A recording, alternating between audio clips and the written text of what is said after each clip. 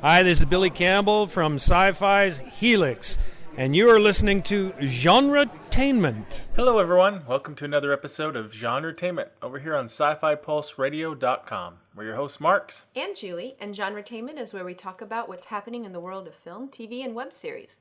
We give you interviews with writers, directors, producers, and actors in both independent and not-so-independent creations. And for today's show, we chat with the cast and crew of the web series Drifter Broken Road and the upcoming Drifter Lonesome Highway. We speak to writer and producers Jason Brasier and Brittney Greer, who are joined by actors Rodney Wiseman, who stars as Moses, and Vanessa Leinani, who stars as the Drifter. Now, we haven't had a new episode for a few weeks, and that's because we've been developing our new web series, the H.P. Lovecraft-inspired anthology series called Whispers from the Shadows. Now, we teamed up with the very popular online magazine Lovecraft E-Zine to adapt some of their best short stories. Yes, and we're very excited. Woohoo! We'll keep you updated on it. Right now, you can check it out on our Facebook page, and we'll be on the Lovecraft E-Zine Sunday Google Hangout chat on February 23rd to speak more about it. Yeah. If you want to, not only hear our voices, but see our faces, then this is your chance. But be forewarned. No, just kidding. Now, we would like to mention before we get started with the interviews that the music you just heard at the beginning of the show was a snippet from the theme song for our web series, Reality on Demand. It's a song composed and performed by our friend T-Sean Hardy. You can find our web series at realityondemandseries.com. And now, let's go to our interview. Yes. It wasn't supposed to be like this. Death paints our once great land. Blood on everyone's hands. All oil shipments to the U.S. were put to a halt. Reserves quickly ran dry. Car factories burned. Chaos lit up the sky.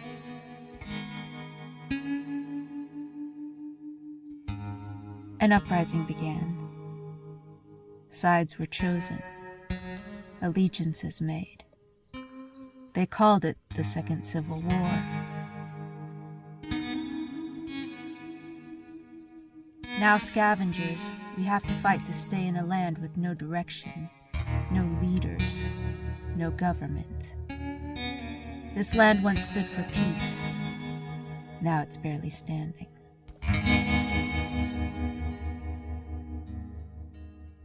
Well, welcome to the show. And can you please introduce yourselves and your role in Drifter 2? So let's start with Jason.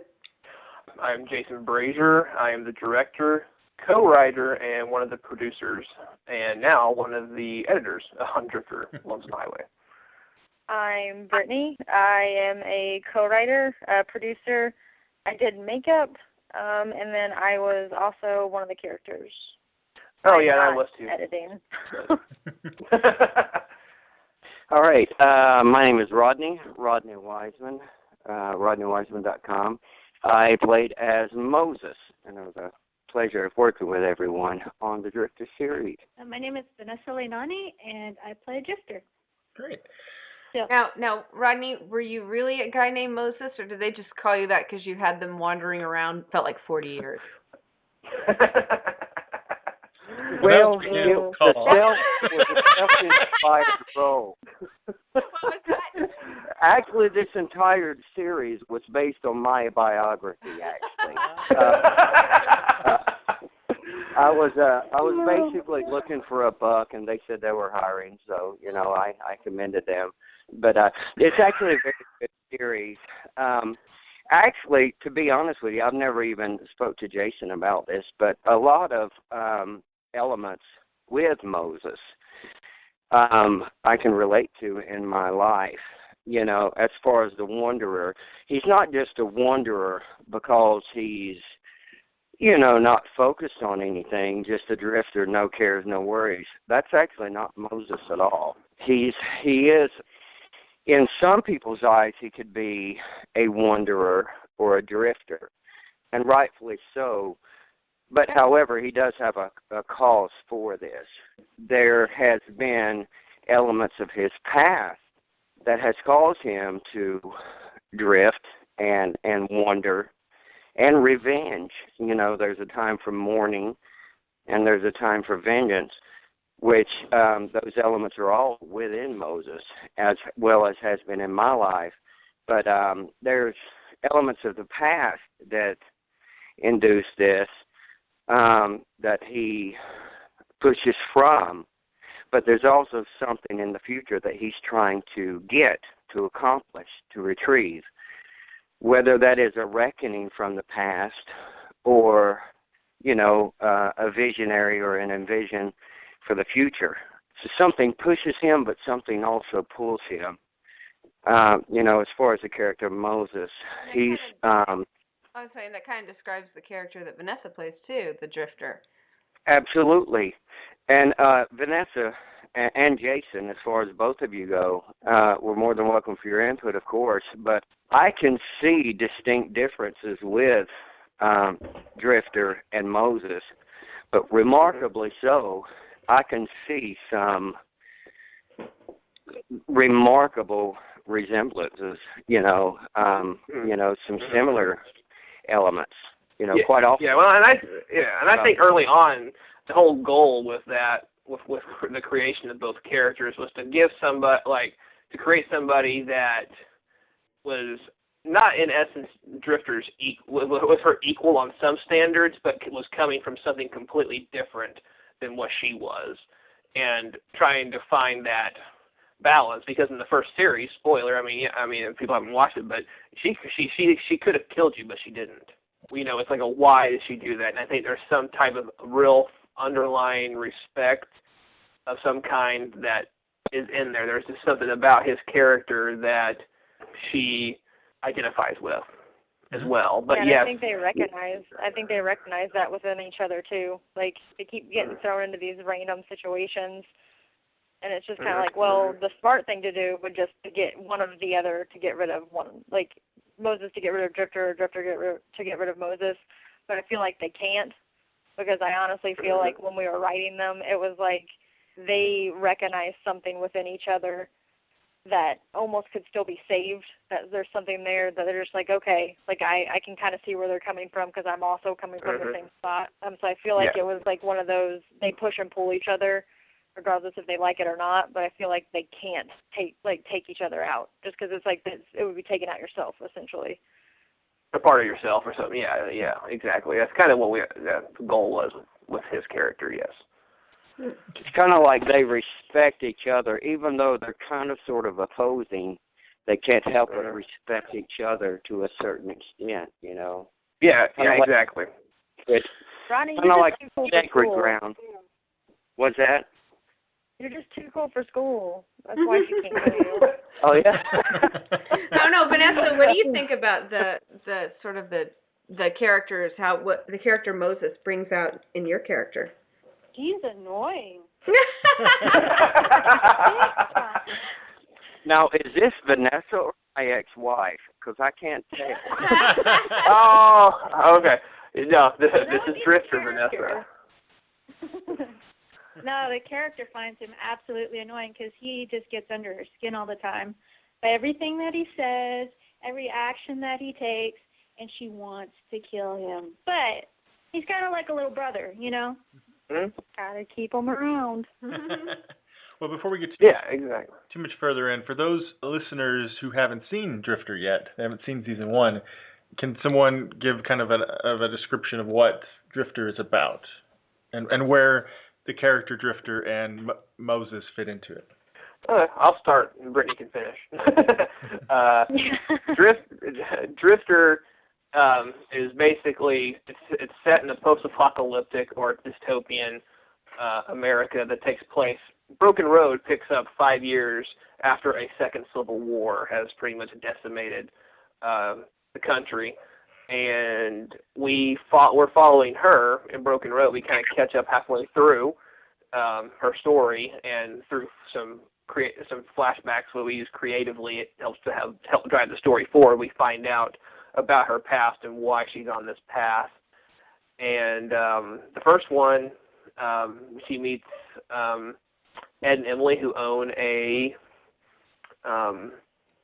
trading post, and her past catches up to her. Her past and her actions in the first episode catch up to her by the end of the series, and she has to protect them and whatnot. So, and then she moves on, and then we've got the next one, which we were in post on, called Drifter Lonesome Highway, which picks up, I would probably say, 6 or 7 weeks after Broken Road.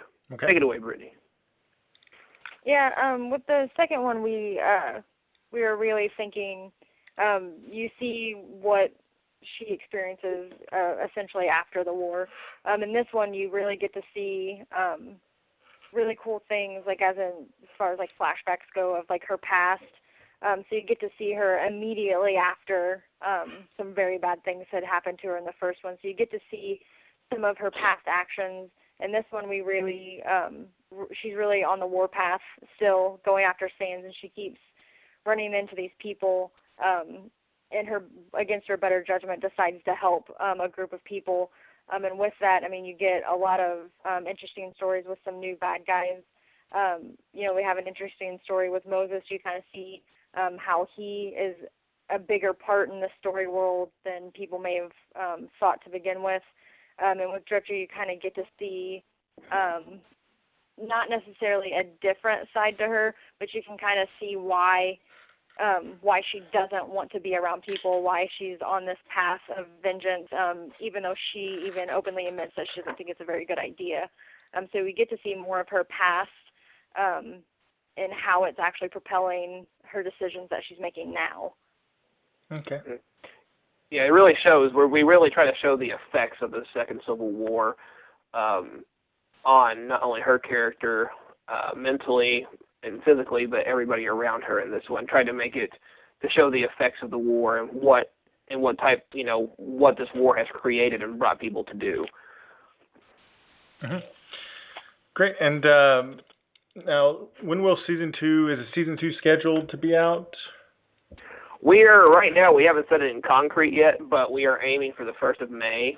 Mm-hmm. And we'll be setting that date, the solid date here pretty soon.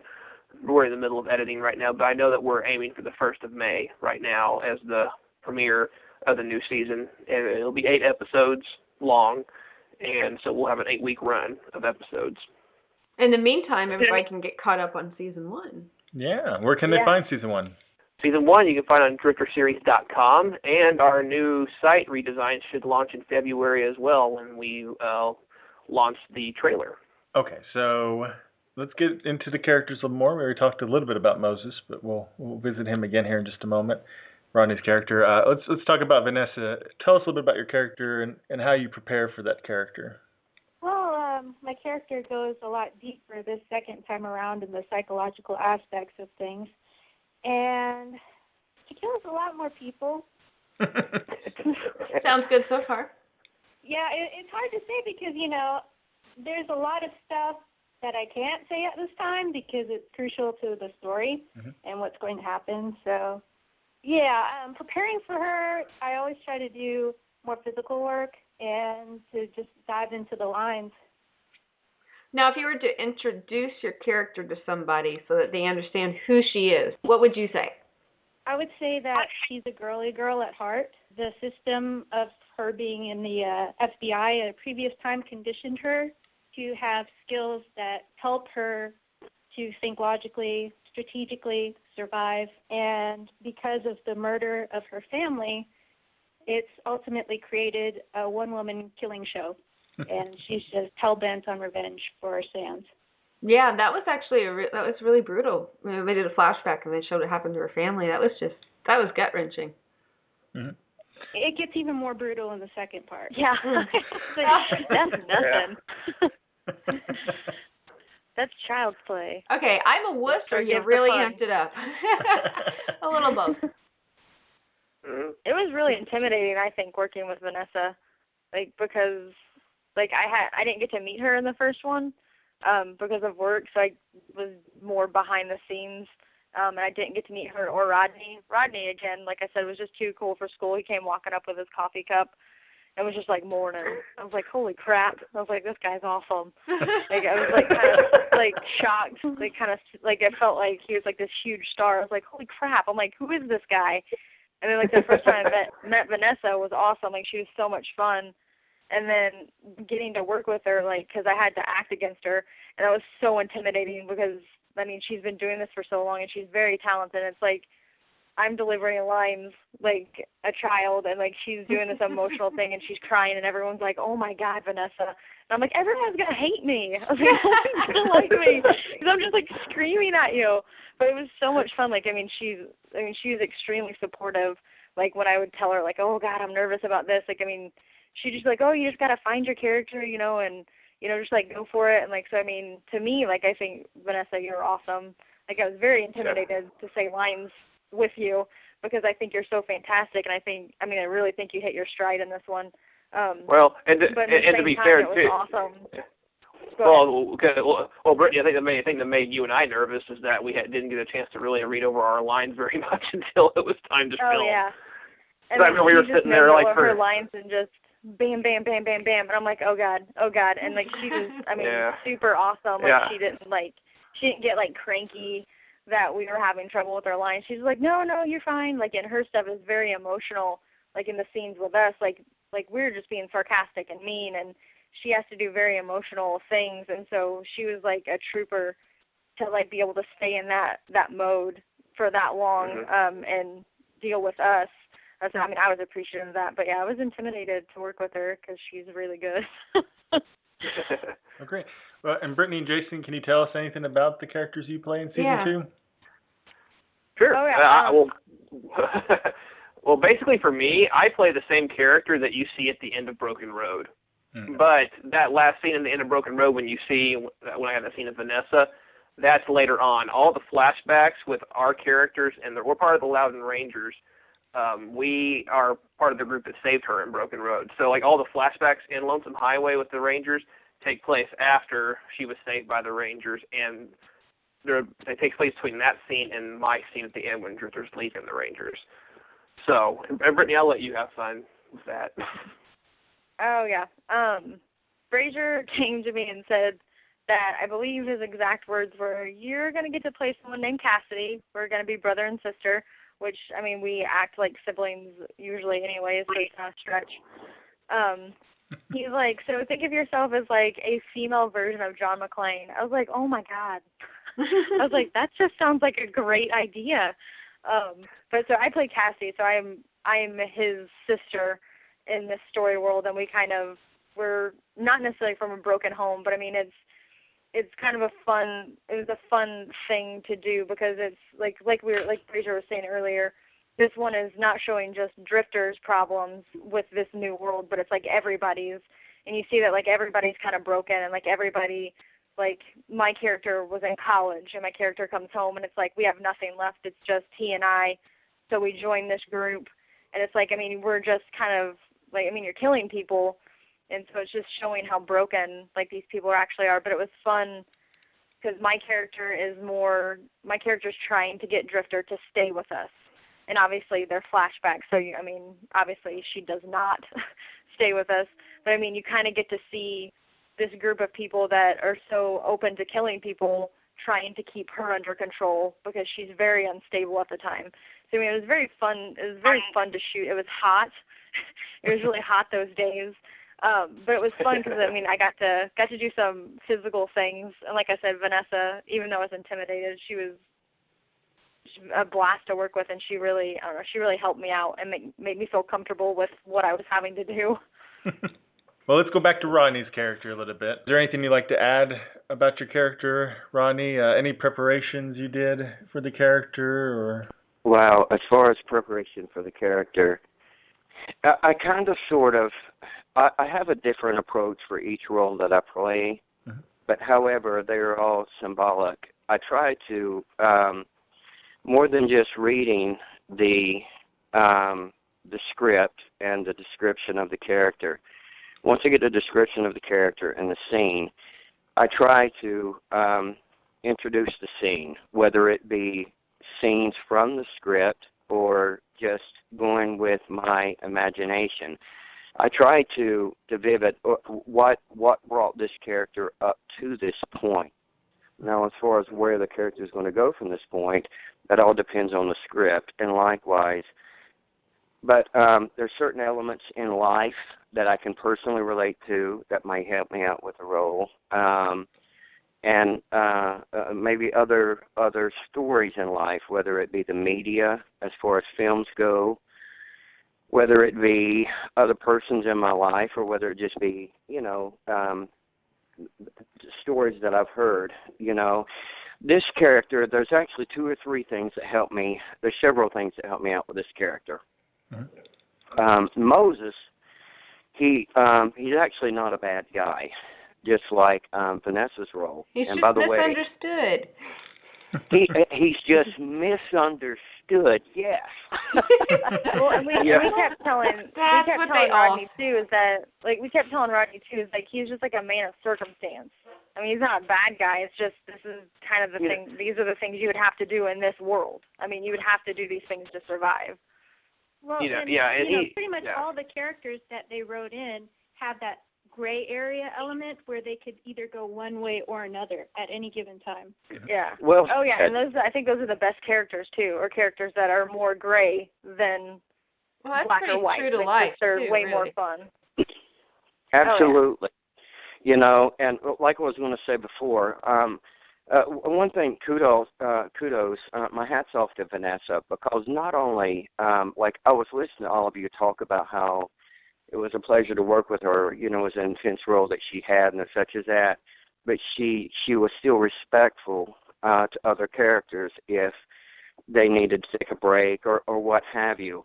Vanessa, it was great to work with her because she's a great, phenomenal artist, but she's also a lady. She respects other people and she helps. She gives a great deliverance, but she also helps you as another artist to give a great deliverance. You can't feed off your opposite in a scene. You have to be prepared yourself, but it really does help tremendously to be able to have those elements of your opposite to bring off of, and it always works good to have a good person that can deliver, and kudos to Vanessa. But as far as my artists, it's kind of like I can mention several other persons that you would recognize in the film industry. Moses, let's look at his character. He's not a bad guy, but something brought him to this point, just like Vanessa, her role. She wasn't born with this identity. But certain elements that happen, certain activities, certain scenarios in life have helped her develop the character that she was in the movie, Now I'm talking about her role. Well, it's just like Moses. He wasn't necessarily always this way, even though he was with the military and such as that. He has a different persona than what he was in the military. Moses was a family man, and but through certain scenarios, certain activities, yes, he does have that old militant attitude, but however, it's different now because of the scenarios that happened with his wife, and I have to limit myself in the conversation because I don't know what all has been, revealed to the public so far. I'll let you know. Well, that description, that always seems like those are my favorite characters in just about anything. And, I watch mostly genre stuff, but, you see, recently on TV and the TV show Revolution, I don't know if anyone's seen it, but Giancarlo Esposito's character, you see the flashbacks, he was like this family guy and worked in corporate America. It was like an accountant or something. But then when the shit hit the fan, he became so hardened, and he ends up being like kind of a bad dad and husband. But everything he did to get that way, he did initially to protect them and to care for them. And then I know in Buffy, Spike, you see flashbacks. He was he was this guy who was like, he was in love and he followed his heart, and because such terrible things happened to him, because he was so sensitive, that's what made him become so brutal. Oh yeah, and like we were saying earlier, like those characters are the most fun because if you think about it, like if you put yourself in those situations, it's like it's so easy for someone to go one way or the other when they're a great character. Because it's like, what if you're in that situation, if you put yourself in that situation? See, I think it's the most passionate characters that can go one way or the other. It's the people who are most passionate and and driven by that they can. After so much bad happens, boy, they turn on a dime, and if they're passionate about being these good people, when they turn, boy, do they turn. Yeah. Yes, absolutely, and vice versa. And one thing I would like to include about the entire Drifter series is just when people think that they've seen the first episode. And Jason, you can correct me if I'm wrong on this, and Vanessa as well. But when they sing the first series and they're like, wow, this is awesome. I have a great interpretation of this, where it's going to go. I want to see the rest. The second they think they have an insight on it with the first episode, they're going to realize on the second episode, the entire Drifter series there is a new mystery behind every corner. And there's no way to interpret it because whether it be the future, what the future holds, or a revelation of someone's past, So that's one thing I do really like about this one, I'm really anxious for the film to be done, It's going to. Oh, I am too. Yeah, and we're going to film that at Virgin Island. Because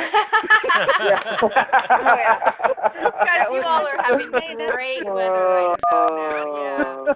That was, I think, cast and crew kept saying like the whole entire time because we had like every day we had a different weather situation. It felt like, I remember everyone's like, so Brasier, Brittney, you're gonna write the next one. It's gonna be Drifter like Spa, right? So, like that was like the big joke is that the third one was actually gonna be written to where Drifter actually just goes to a spa and like everybody just hangs out, so it won't be as intense.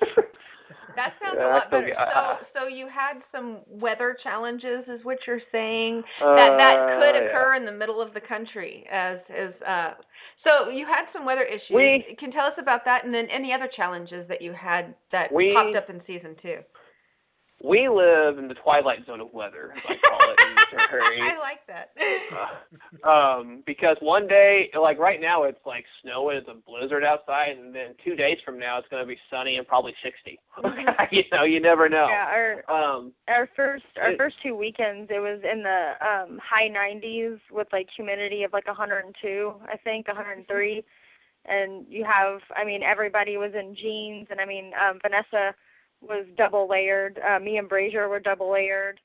We had people in like firemen's coats and stuff like that, and so everybody was sweating and everybody lost some weight, bugs and then 2 weeks later we're out shooting like 14, 15 hours a day. And it's raining, and it's about 20. So it's just like, remember when we were complaining because it was hot? Like, I just don't want to be wet anymore. Like, I just want to be dry and, like, feel my fingers. I told everyone when it was hot, I was like, I love this. I'm enjoying it now because I know it's going to be brutal in the next 2 weeks or so. Yeah, and Vanessa's like, I'm fine. I'm like, I'm not. So did anybody end up having any sort of heat emergencies or getting sick or? Well, we had one of our guys. Tyler got sick. Yeah, we set him down for a while and gave him lots of water and let him cool off. Yeah. That was the first weekend, actually, I think, wasn't it? It was the very first day. It was the first day of shooting.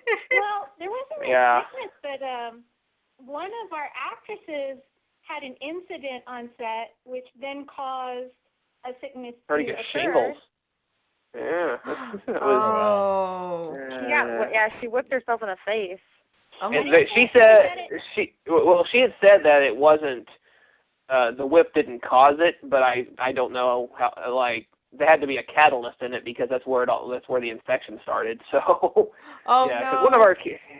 Yeah, so that was fun. Cuz it's like she's like calling me saying, "Hey, I can't. My whole entire like eye is swollen shut." I'm like, "What?"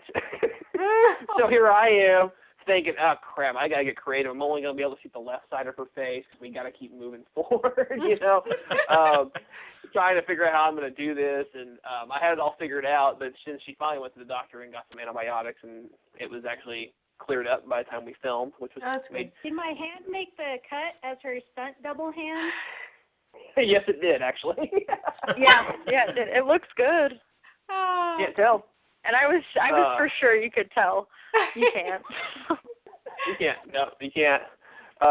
But yeah, so we had that issue. There was just, this was a totally different beast than Broken Road. Broken Road was shot in like 8 days, but the type of like how it was structured, it worked. You could do it that way. Lonesome Highway was probably the grandest undertaking we have taken on at this time. It was just required more. It was, there was no way we shoot that in 8 days. Wrangling all the extras in the rain, and the cold. I think we shot. We shot at least. Gosh, I know we shot over 21 days if you add up all the days. And I believe 15 of those days were 15 days straight. The other days, the month before, were all scattered all over the place. So most of them out at the farm that we shot out. Like the weekends were 14 and 15 hours, I think, each. Yeah, we were all pretty cranky. Yeah, we just had so much to do. Apparently, I got mad, and apparently I said I cussed when Brittany asked me something, and I don't cuss. Yeah. And I said, well, I don't remember that. I just walked away from that. Yeah, and I don't. If anybody knows me, I don't do that. And she told me that, and I said I honestly don't remember it. So I must have been really tired. He blacked out. Well, yeah, and it's like everybody has fun on set. Like everyone's still having a good time, and it's like we'd go to bed and be like, okay, well, tomorrow, we gotta make sure like we're not like having too much fun, and then it's like everyone gets on set and you totally forgot about like how you didn't get any sleep, and it's just like, no, like, what'd you do? And everybody's having a good time, and it's like, oh, crap. That was we got to shoot. Because in Series 1, we had a smaller cast, and in Series 2, it's gotten a lot bigger, and everyone it's more of an ensemble just cast. kept working. Yeah. No one complained. Heat, cold, whatever. Good. Yeah, it was a lot of fun. I think we were really blessed. Not saying that we weren't blessed the first time, because we had a lot of great people.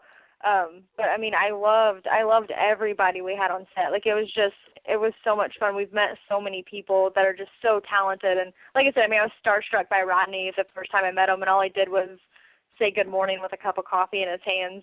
And just working with Vanessa and Jennifer and Drew and Sean and Melissa. Everybody that was on set, it was just like a pleasure to have them on set, and they're just so talented, and everybody was so nice and gracious.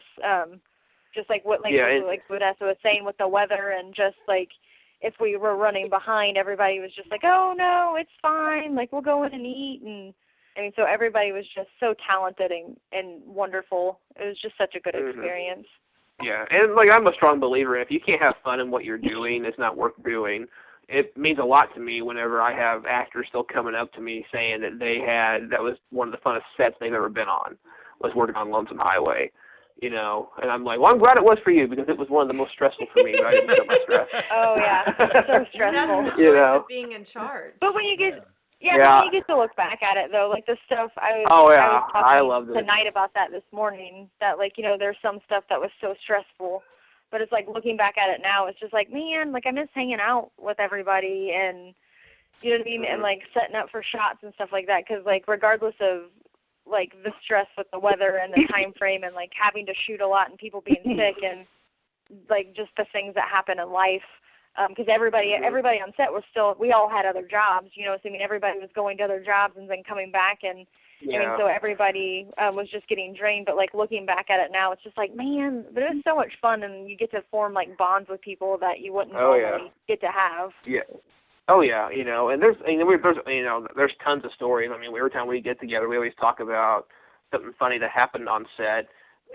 Especially as filmmakers, the one thing I always fear is like whenever you're taking all of the gun props away and hauling them. Like, what do you do if you get pulled over? That's always been my... I did. I was driving and Brittany was behind me, and I saw the lights go off. I wasn't as much bothered at the fact that she had fake guns in her in the back, but she had a prop piece of a severed body part. And it was wrapped in a plastic bag, and I'm like, oh, trash bag. And I'm like, yeah, this is not going to be good. So Vanessa was with me, and so we turned around. So I'm like, crap, I'm going to go talk to the police officer about this. You know, this is going to be something, you know, how am I going to explain this? You know, but I think you could tell I was exhausted. Yeah, and we had been out there shooting. Like, it was hot and sweaty that day. We've been out there shooting. Like, I looked like crap. Like, I looked like I'd been put through a meat grinder, I'm sure. As if you had killed someone, perhaps. And you were exhausted. Yeah, like, I mean, I looked horrible. I had, like, fake blood everywhere, like a tote full of guns that looked real and felt real. I mean, Rodney asked us at one point if it was a real gun. So what did the cop do? He was super nice. Like, I was lost. I had no idea where I was at. And he was like, well, what did you do? And I was like, oh, we're shooting like a web series, you know. I was like, I don't know where I'm at. Like, I was like, I've lost the person that I'm supposed to be following. He was really, really nice. Like, he was just like, oh, what kind of web series? I was like, a post-apocalyptic Western. He was just like, oh, okay. He's like, that sounds like fun. I'm like, yeah, I'm just tired. We've been at it for a while. He's like, oh, okay, well, where are you going? I don't know. And he gave me directions. Yeah, I was like, well, I'm super lost, so I'm not for sure. I was like, I'm trying to get back to Springfield.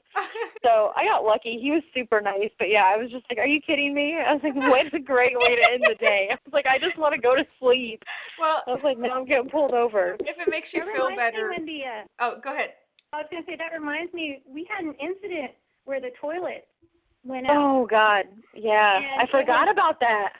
Yeah, it was around 1 or 2 in the morning. We had finished shooting. I was so tired, but I'm like, I need to go. So I went and drove to the local Walmart. From head to toe, I've got blood on me. Walking in, my tactical boots and everything.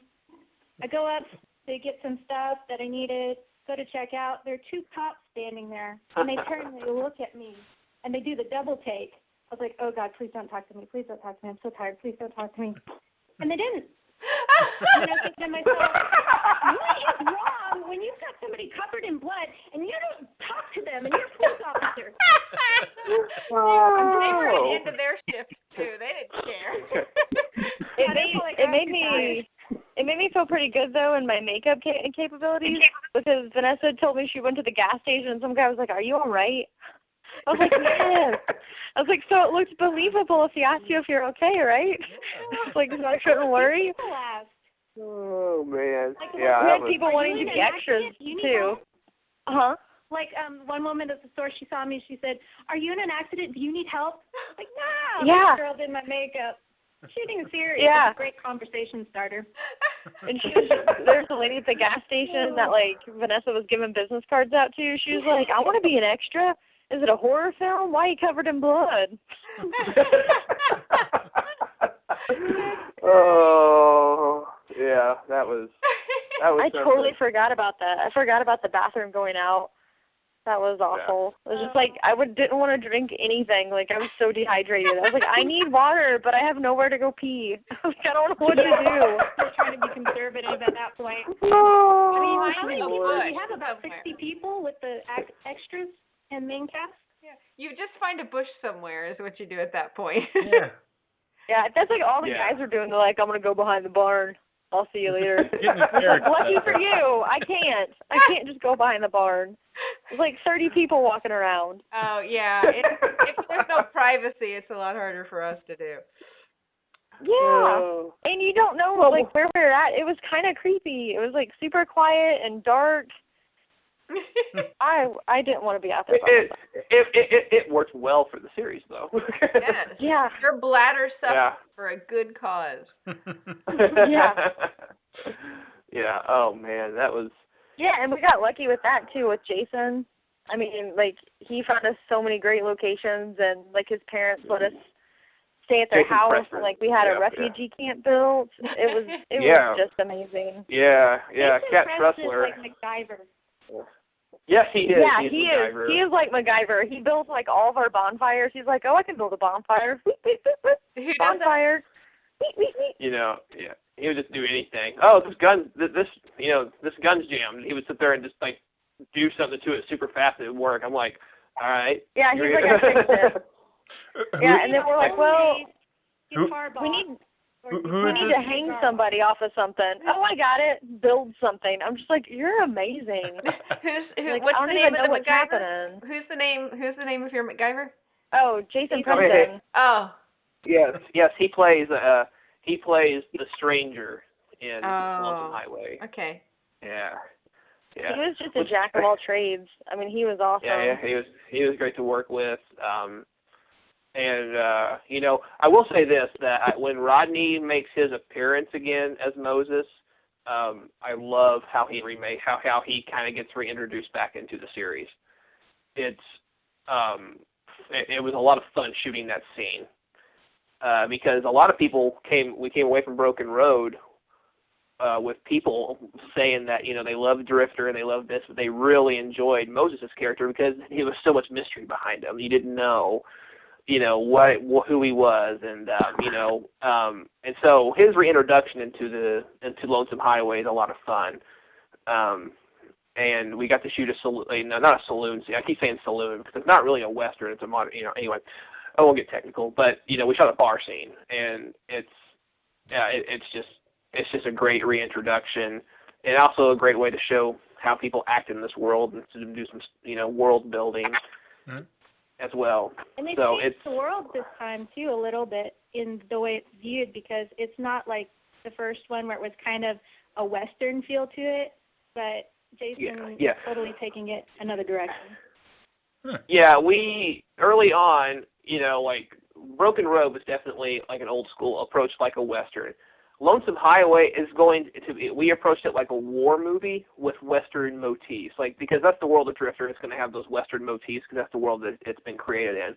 But the style that we approach it in this time to really show how it affects all the characters and how this war has done that, you know, we approach it like a war movie and kind of get psychological with it, like a psychological thriller, if you will. It's kind of the way it's approached, but set in this, you know, dystopian world of Drifter. It's very realistic too. Because I mean, if there was another war, like I really do feel like this is extremely realistic to how it would be. I mean, people would be setting up camps like this. You know, people would be banding together, and you'd have your people that would try and take over. You know what I mean? Try and take over and be almost tyrants of the land, because it's like once your government, if your government fails, you know, there's not going to be law enforcement, you know, and it's just like people that have the means to take over are going to take over.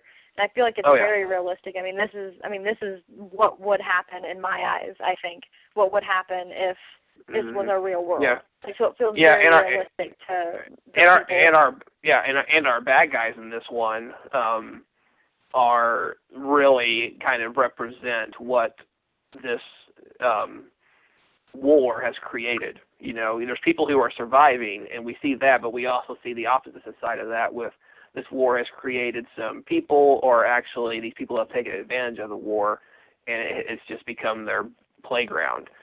Especially with Mustang Sally, played by Jen Effert, which there is a wonderful scene that I can't wait to see edited between Rodney's character and Jennifer. That's going to just be, oh my God, I just can't wait. Yeah.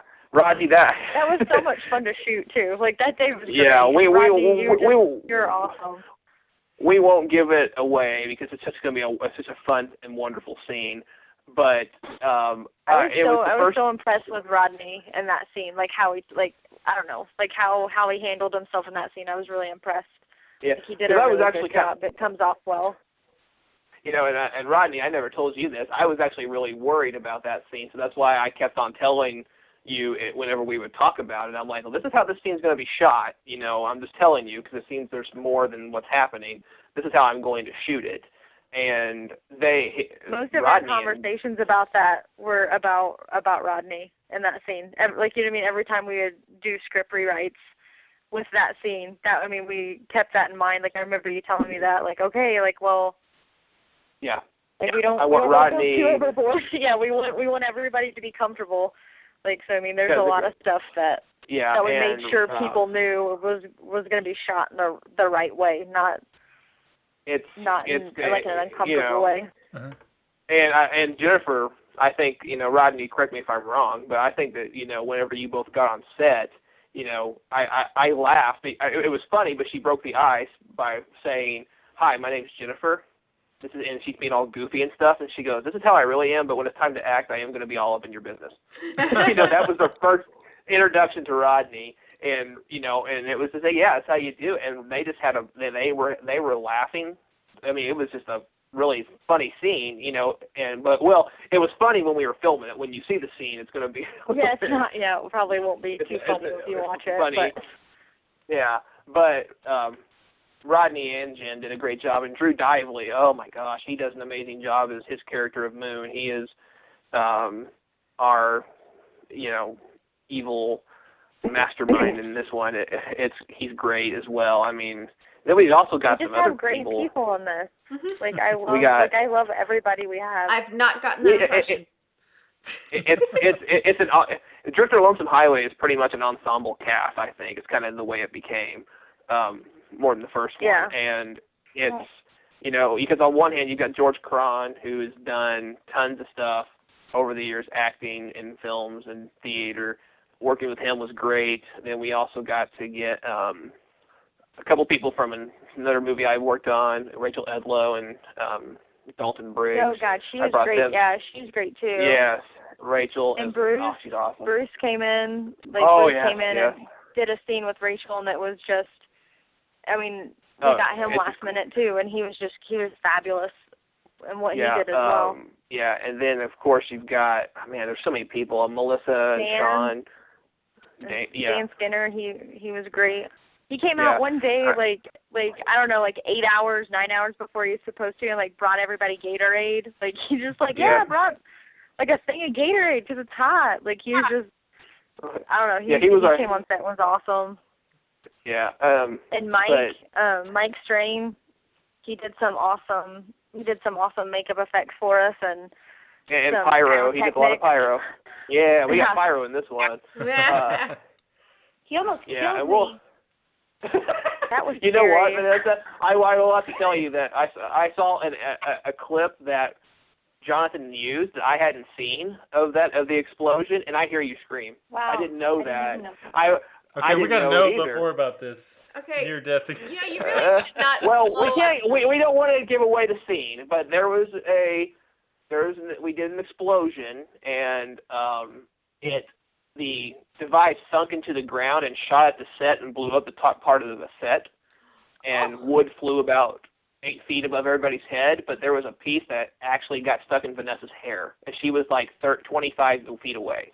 Oh my wow. God! Since you're talking about it, we were actually supposed to do stunt fighting as soon as that thing exploded, and I felt something in my hair. I'm like, I'm stuck. Why am I stuck? I can't move my arm. Like, what happened? It was the projectile. Wow. Yeah.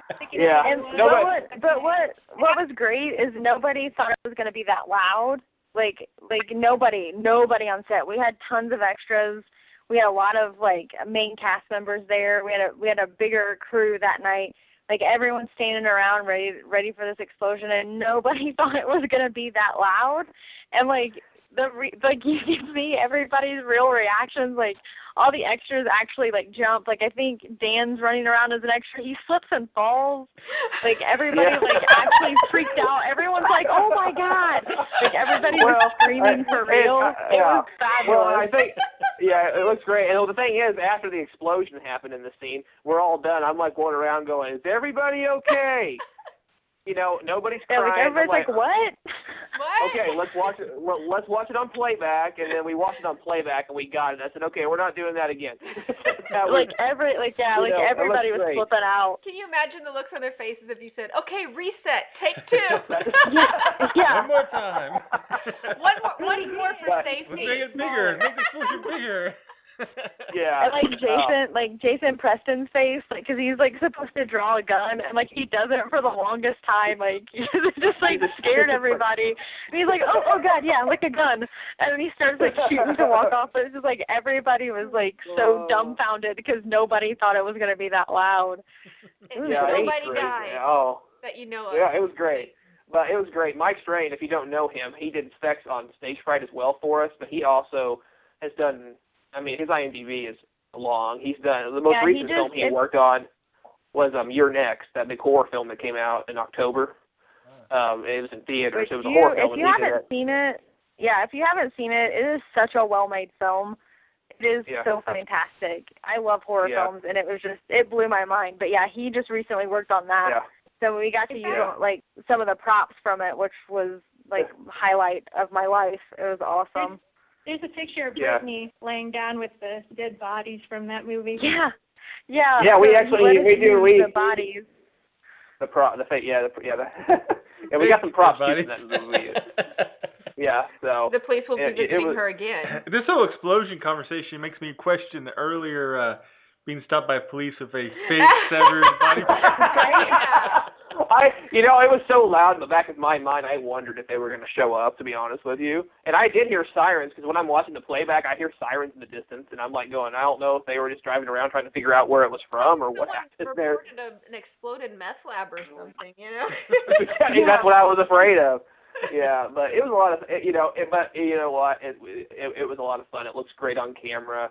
Everybody did a fantastic job on it. Nobody got hurt, which is the most important thing. And it was. And everybody had a good laugh. All the actors were laughing at themselves after. Because everybody was screaming. Oh, yeah. And and everybody kind of pauses, because it's just oh my god. And it's oh yeah, we're I think we filming. You've never seen a sight until you have 30 extras. 30 plus people trying to gather around the Canon 7D trying to watch the playback. Oh yeah, I wish we had a picture of that because everybody was around our main camera. Did we get it? What did we look like? Yeah. Oh yeah, it was fantastic. And don't even get to talking about the red. Huh? Oh yeah. Oh yeah. We actually used a red on this shoot.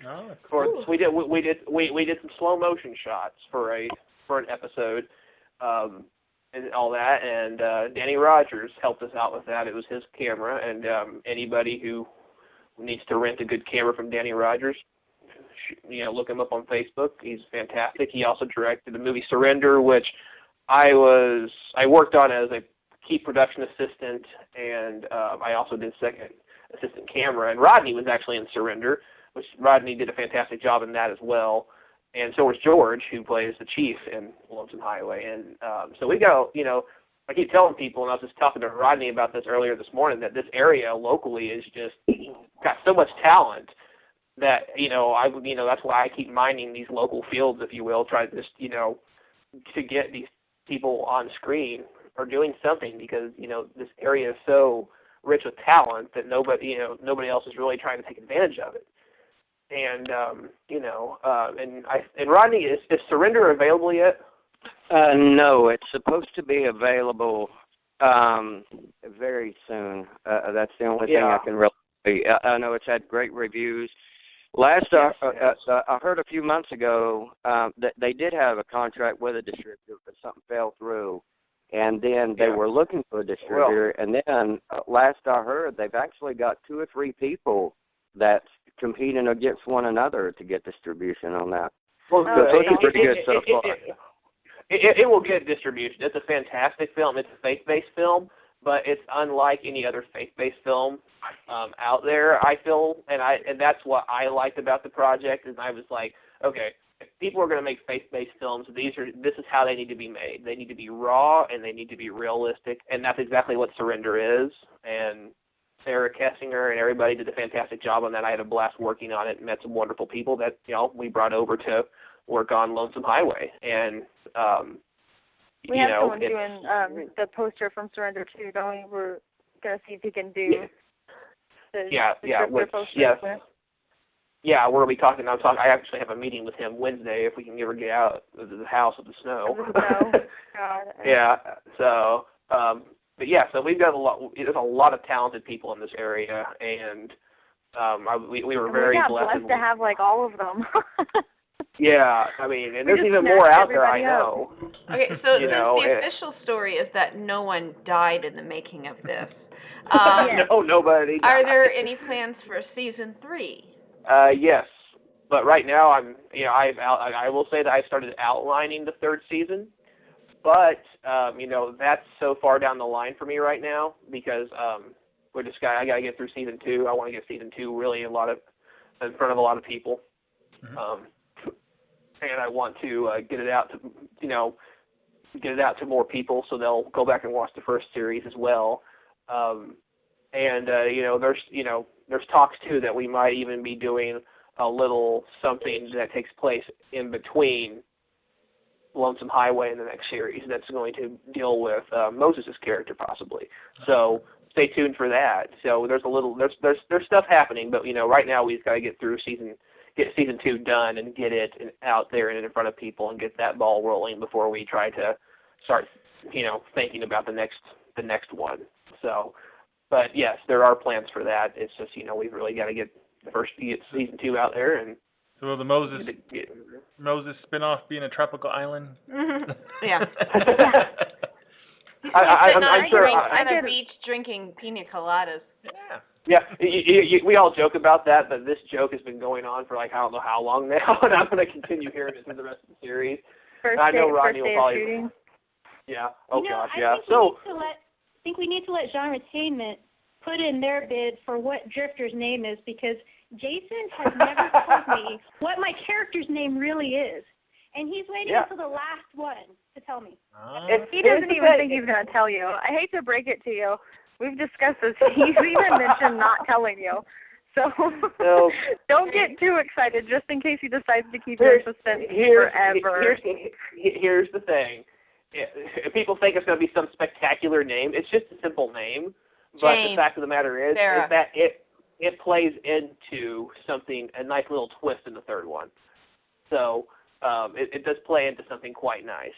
And so... We didn't know MacGyver's name for a long time. Yeah. Well, if your name was Angus, you probably wouldn't be telling people either. No, probably not. It's probably not. Unless you're an AC/DC, that just doesn't usually work these days. Yeah, but as of right now, 2014, I know we've all got, projects we're working on. Obviously we're trying to, Drifter's a big one for us, for Brittney and I, but we've got other things in development and we're trying to help on other projects, and other web series, and I know Rodney's got some stuff cooking as well, and Vanessa. We're all trying to keep busy. That's what you have to do in this business, and to get out there. So there's a lot of stuff in the works. I know Brittney and I've got stacks of ideas that we're talking about trying to get going, but it's just we've got to take it one step at a time and do things correctly, and just keep on trying to get stuff. To get our work out there and get everybody and showcase everybody's work. We've got Matt Latham who's going to be doing visual effects for us, and he is an amazing visual effects artist.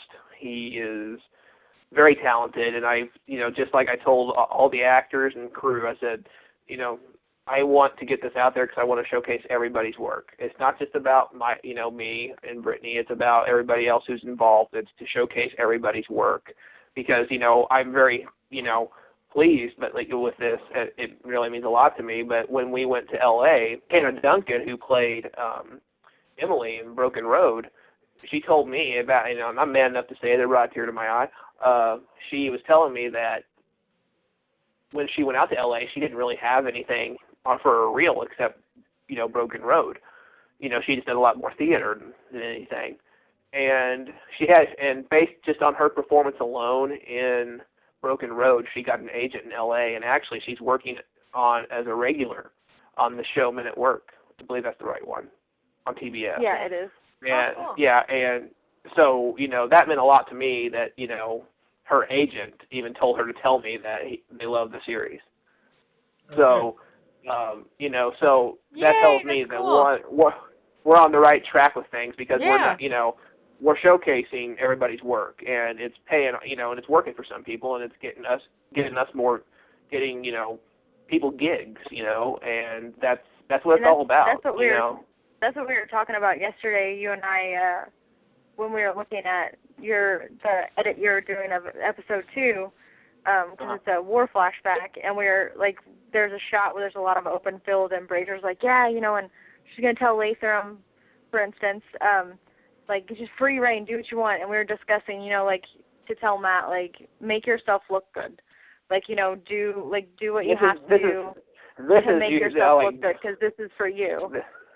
Yeah, and I purposely shot stuff for him so he could have room to, add what I wanted, but if he thought something else, he could add something else to the picture that's going to make the picture better, then I'm all for it. And because it's not just about me and American Wasteland and Brittney, it's about Vanessa, it's about Rodney, it's about everybody involved, and I want everything, even beyond Drifter, whatever series we're doing. I want people who work with us on projects to know that we're, trying to showcase their work as much as everybody else's work, and they might open doors for them. With Hannah, I remember telling Brasier I was getting pictures made at Walmart. I was just there getting pictures printed off, and they have the big TVs, and they play clips of television shows. And I look up. It was the coolest feeling ever. I look up and I see Hannah standing on the TV because it was a clip of Men at Work, that TBS show, and I'm like, oh my God. I'm like, that's Hannah. I'm like, I've worked with her. Like she was in something we did. Like I called Brasier and I'm like, so Hannah's on the television at Walmart. I was like, Hannah is on the television at Walmart. Security camera. And he was like, I thought she said she was in something. Yeah. It's just a crazy, it's a crazy feeling, and it feels good to know that, like, you've been a part of something that's helped somebody else. Like, it's a really cool feeling to know that she can say that, like, oh, well, because of this, I got this. And it's like, oh, that's something we are a part of. Like, it's something that everybody's a part of that, you know what I mean? It's not like Brasier was saying, it's not just him, it's not just me. Like, it's not just Vanessa, it's not just Rodney. It's like, what everybody did in that first one has helped one person. So that one person, in turn, can do something that can help somebody else, which is a really cool feeling to know that, like, you're making a difference in people's lives and their careers. It's really cool. Absolutely. And, of course, Michael's coming back, my brother. He's coming back to do the music, and he's already scored episode 1. It sounds fantastic. So we're excited about that. Award-winning for now. Yes, yeah. And he's excited to get to this other stuff too and score the rest of the picture. So, and I will say this, that we should actually be launching a online store for people to buy merchandise here in the next, hopefully by February when we launch the website. So bear with us on that. But people will be able to buy posters, and maybe I'm even working on getting the soundtrack so people can buy. So, especially from the first series. And Rodney, I do need to talk to you too about something too, about a song that we thought about yesterday in a meeting for Lonesome Highway we could add in for you. So sorry, side note there. But your country western song you're writing about all of us. I was getting some great lyrics when they were talking about pissing behind the barn a few minutes ago. I mean, you're welcome, sir. You have at that. Yep. We're happy. I enjoyed working with you so much. You can have those lines. Yeah. Oh, that's fantastic. But yeah, I mean, we can't wait for it to get out there. This series is 8 episodes longer than the first. It's the first one was 6. This one's got a couple more extra, but it's just a lot heavier, a different approach to everything, bigger, much bigger scope, and it's just really, when it's all said and done, it's, I'll be able to, because when you're in the middle of the editing process, it's kind of, you don't know what to think because you're just focused on that one thing at the moment. But when it's all said and done, I know that it's going to be a very, very, it's going to be amazing. I am very excited about it because all the performances in front of and behind the camera, and it's just going to be really great. Excellent. Well, we look forward to seeing it. Well, before we go, is there anything else you guys would like to add about the season? And where they can find season 1, where they'll be able to find season 2. Yeah, and where our listeners can find all of you online. Yeah. Each of you. Each one of you, if you have. Yeah. Oh, you can watch Drifter Broken Road, which is Series 1 at drifterseries.com. And once we actually launch the website redesign and stuff in February, you'll be able to see the trailer for Lonesome Highway. But Lonesome Highway will also be housed there as well. So that will be the main port, if you will, for everything happening with Drifters, drifterseries.com. You can find me on Facebook. You can follow I think most of us here on Twitter. We have an American Wasteland one, and I believe that's Wastelander02, at Wastelander02. And then, of course, mine is just at Jason Brasier. You can follow us on there. In Drifter Series, you can find us there at Drifter Series on Twitter and on Facebook as well. Okay, great. Yeah, I'm pretty fancy. I have a Facebook page. I hear that might their catch on. smartphones. Huh? Say what? I said I don't have one of them smartphones. Oh, don't feel Oh, bad, yeah, I that's don't right. either. I do have an American good. Wasteland website as well, though. And I know that you can also find American Wasteland at AmericanWastelandENT.com. And Rodney has a website as well. And what is it? Rodney Wiseman at RodneyWiseman.com. Rodney? Yes, that's the unique name I chose for my website was RodneyWiseman.com. It's beautiful. I love it. I love it. Very, very unique. Vanessa, you have one too, don't you?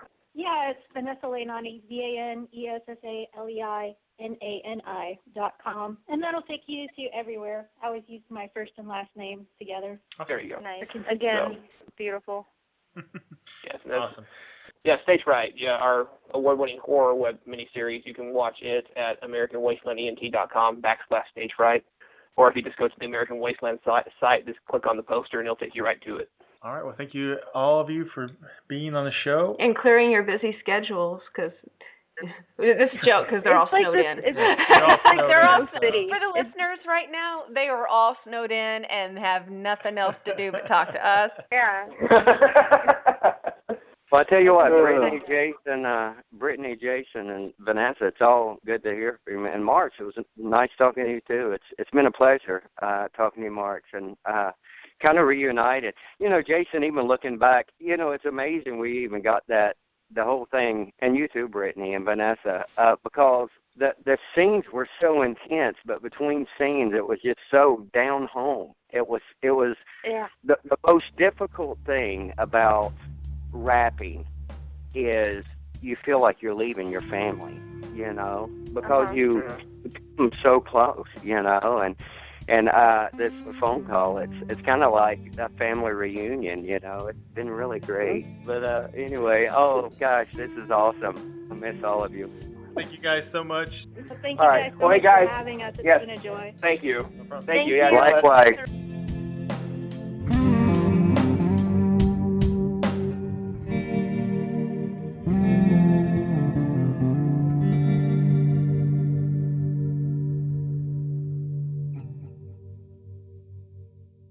This is James Cawley from Star Trek Phase 2, and you're listening to GenreTainment. Well, thanks to Jason, Brittany, Rodney, and Vanessa for taking the time to talk with us about their series and the upcoming new season. Now, we mentioned in the start of the show about our new web series, Whispers from the Shadows. Now, in a very fortunate turn of events, Jason and Brittany asked to join our producing team after we announced the series. Right now, we're super busy with pre-production, but we do have some great guests lined up for this show. So keep an eye out on our Facebook page, Marx's Twitter account, which is at Mr. Marx, M.R. Marx. Capital M-R and then capital M-A-R-X. Okay. Or our website at GenreTainment.com. So that's it for today's GenreTainment. We'll be back soon with all new guests from our favorite films, TV shows, novels, and web series. And don't forget, you can also check out the other great shows on the Sci-Fi Pulse radio channel like SFP Now, The Roundtable, and more. GenreTainment is a production of Alien Jungle Bug Productions. And until next time.